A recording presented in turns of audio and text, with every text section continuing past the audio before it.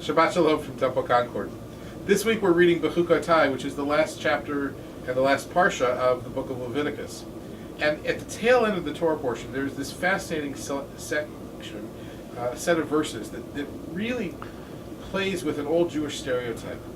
The stereotype of the Jewish business person is one who's always trying to get ahead, trying to find some little way to make an extra buck on the other person. And Lord knows, lots of anti-Semitic tirades have been launched based on that stereotype. The Jews are always trying to cut a corner and trying to get the best deal.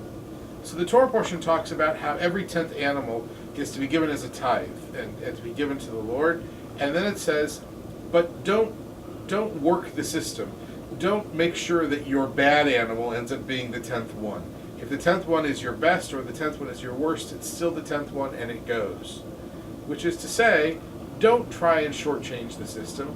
Don't try and look for some easy out or some quick fix. Rather, just be honest and shoot straight down the middle. Now, why Jews went from that understanding to the opposite of always looking for the shortcut to the point where we became the Shylocks of Shakespeare is an entirely different conversation. But the Torah portion is actually a really important reminder. So easily, in lots of things that we do, in our own lives, we can choose to hit things straight on, or we can not quite do what we're supposed to do. On a simple level, things like giving dues to the synagogue. Do we give what is really our full potential, or do we say, somebody else will cover? When we do things out in society, do we give our fullest every time, or do we wait for other people to step in? I think our tradition is actually saying, look, your instinct may be to preserve your own wealth and your own well-being, and to only do what you have to do. But don't let that instinct be the decisor at the end of the day. Rather, allow yourself to give as fully as you can. Give the 10th animal regardless of what that 10th animal is. And if we were to do that in our own community, I think things would actually be very different, both within our temple community and our greater Syracuse community too. So easily we want to give the shortcut. But the answer is Judaism demands that we do it the right way, that we do it the honest way, and that we make the real sacrifice and do it very frontally, very openly. It's a hard lesson to swallow, and the Torah portion is one that doesn't get mentioned a whole lot. But I think if you look at those last verses of Leviticus, you'll see a really interesting set of commands telling us to behave in a certain way where our ethics are intact, our integrity is intact, and we can help each other and help our society while living to as high a standard as we can possibly muster. I hope you'll join us for Shabbat services this Friday evening. We'll be celebrating our teachers and our students at Education Shabbat.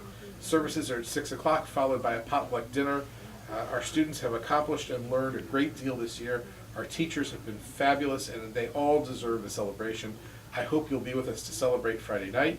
Saturday morning, of course, we have text study at 9, Torah study at 10, and services at 11. And Sunday morning is our last day of religious school. We have our moving up ceremony, so each of our children will move up to the next grade level. They'll meet their new teachers. We also have the big end of year carnival, which promises to be lots of fun, bounce houses and snow cones and lots of good stuff.